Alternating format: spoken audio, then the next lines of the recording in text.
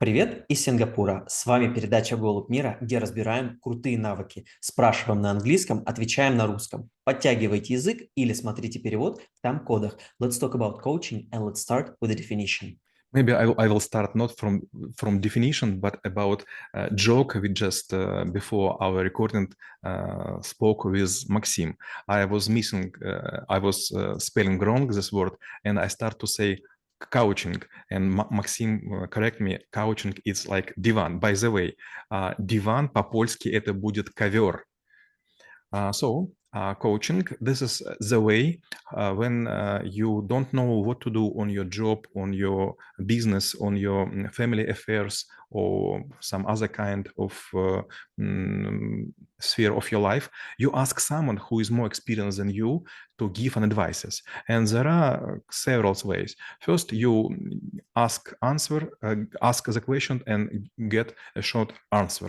Or you ask someone to follow you with the problem or with some difficulties. And if you have an agreement with the person who wants to be your provider, who wants to be your coach, you will get, for example, 1 month or 1 week meeting one-to-one or call one-to-one, and you have a possibility to talk about your problems on the payment base or without any payment. But anyway, who is more experienced could lead you to a success if you believe that that person know what to do and you are working hard to gain it.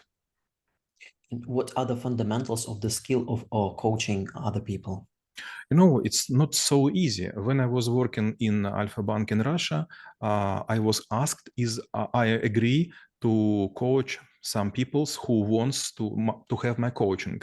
And I was thinking, I am just new. I just arrived in Moscow and maybe no one wants my coaching. But suddenly was a conflict because too many people asked to be coached by me. I don't know, maybe 20% who asked for this affair. And suddenly it was really conflict because no one else was asked to be coached so many times. And I realized that it would be a really hard job. But I was tricky and I asked each time on each meeting, the more stuff and the more time-consuming exercises. And maybe after 5 months, I have just 2 or 1 person, and no one would stand with me for 1 year. It's quite interesting. And in terms of the levels of the coaches, like what kind of person they could be in order to become this like ideal coach who actually could do everything. So what are the levels of mastery here? First level, you're just trying to coach some your subordinates or your relatives. You are forced to help them because you want them succeed, because if they succeed, you succeed.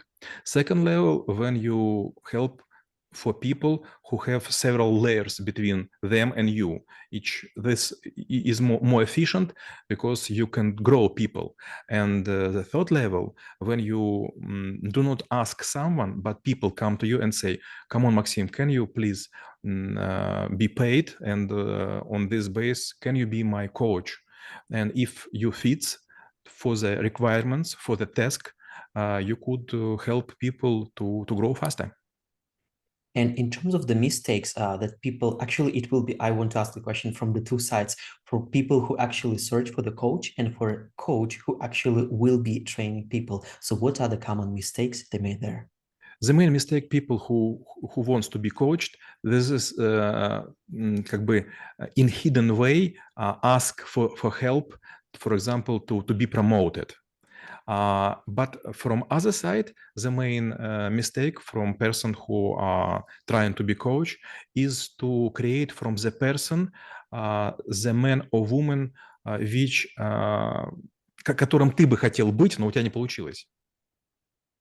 Okay, so it's interesting. But in terms of the type from the coach perspective, when they trying to teach other people different skills or knowledge, or maybe help them to rise above a certain problem, what kind of mistakes they might be making that would prevent them to achieve the goals? First, to have no relative experience. You know, that's very funny.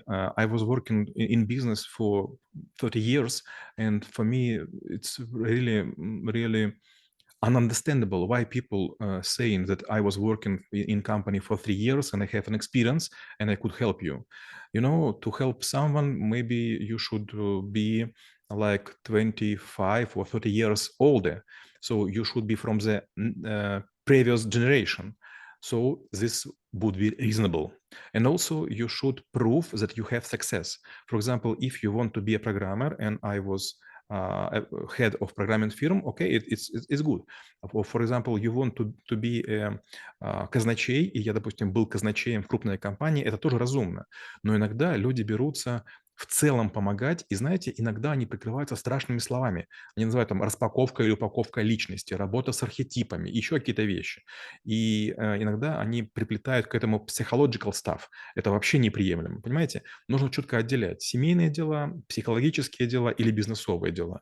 Если занимаешься делами, то не лезь в семью и не лезь в личность. So actually, when it comes to the business, corporate, and the personal life, what are the specific of the coaches here?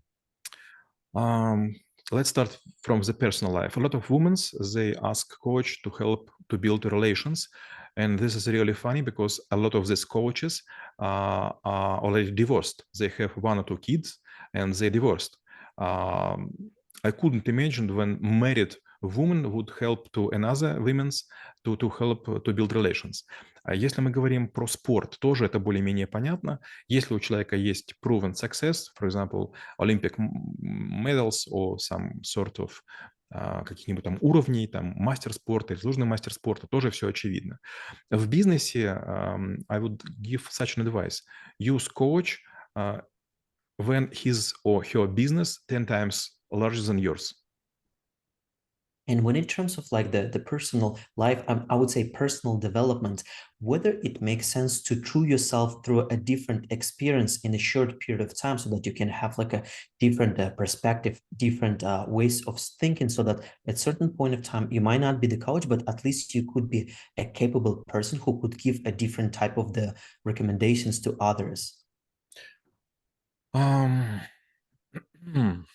Very tough question. When you're trying to help someone in personal life, you should know a lot about psychology. I have 5 educations and just read diplomas. In Russian or Ukrainian, this means that you have just good marks. And for example, let's imagine someone is кто-нибудь учится 5 лет на психологии. Представьте, сколько психологии мы выучили. Социальная психология, производственная психология, там, бытовая. Их очень много. Представляете, 5 лет. Это же сотни часов на каждый предмет. И вот если кто-то начинает с помощью бытовой психологии кого-то учить или лечить, это очень опасно. Знаете, чем больше я учу психологию, тем меньше мне хочется вообще кого-то учить. Почему? Потому что маркетинг, психология – это очень рыхлые науки. Гигантское количество идей, которые очень плохо согласуются друг с другом. И знаете, это как миллион отверток, которые нужны для совершенно разных задач. И вот где гарантия, что мы будем подкручивать в человеке нужную шестеренку? Очень часто люди имеют убогий арсенал, скажем, из 2 или 3 отверток, и только ими пытаются всех лечить. Они прочли 5 или 6 книг, закончили какие-то курсы гештальт-психологии за 3 месяца и пытаются всем помочь. Но это так не работает. В идеале вы должны как бы очень внимательно выслушать человека, потом попросить где-то минимум сутки для того, чтобы, может быть, даже с кем-то посоветоваться, чтобы понять, как работать. There is a saying about psychologists. They often ask each other, who is your psychologist? Получается, у психологов тоже есть психологи. Как правило, это гораздо более опытные люди, которым как раз описывают схематично транзакционные проблемы у человека и спрашивают, слушай, какую психологию лучше использовать? Я не знаю, с чем это можно сравнить, но предположим, да, вот не бывает универсальных машин. Мы не можем и лук возить на дачу, и тещу, и ребенка на, там, не знаю, там, в кемпинг. Получается, что в разные периоды мы можем арендовать или универсал, или седан, или купе, или, не знаю, спорткар. Получается, вот здесь такая же история. Нужно очень как бы иметь хороший круг знакомых, которые могут помочь. Вот, скажем, программисты так не делают. Если, например, я не знаю операционную систему, я не знаю программу, я даже не буду пытаться помочь. Я скажу, кто эту систему знает лучше, чем я, и дам совет. Ну, а как раз вот и коучи, и психологи — это такие злонамеренные люди, которые всегда уверены, что из любой ситуации они могут помочь только потому, что они в этом проводят больше времени. Но это серьезная ошибка. And besides of the experience of the coach, what other additional skills or knowledges they need to possess in order to be efficient in what they do? Not often, but sometimes I speak with coaches who are asking to give them client, or maybe ask me to become their client. And I try to talk with them for 5 or 10 minutes. And usually I understand what is the last book they read. And it's very sad because they read not too many books. To be a coach, you should be successful in the life, you should be successful in the family, and also you should be a very erudite person. Получается, что вряд ли можно кому-то помогать, если вы не прочли, ну, где-то 15 или 20 книг. 20 years ago, it was a time when you could read just single book, and this was «Семь нот менеджмента». Lovely book. Если вы прочитали эту книгу, вы уже многому можете помочь. Это такая очень системная, стройная книга, которая просто разрывала русскоязычное пространство, потому что в те годы было очень мало информации. Сегодня, даже если прочтете полную коллекцию Harvard Business Review, which consists, I don't know exactly, maybe 40 or 45 books, this is not enough. Получается, что, к сожалению, с течением времени требования коуча очень сильно возрастают. Не нужно от коуча ожидать невозможного. Мы же в спорте не пытаемся учиться у человека, который, скажем, катается на серфе, чтобы он нас учил лыжам. Это же невозможно.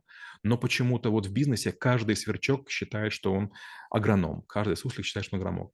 By the way, суслик, not a hamster. Uh, Probably an earth hawk or something like this. Horse. Okay. And my last question actually will be how knowing about coaching could help to make this world a better place. When you're advanced person, when you got on some levels, sometimes you'll meet people who need your support. I very love such a saying: талантам нужно помогать, бездарности пробьются сами. When you will know that person is capable, and you will help, you will have then a great person who will also assist in your business and will help, how Maxim Golub says, to make the world better.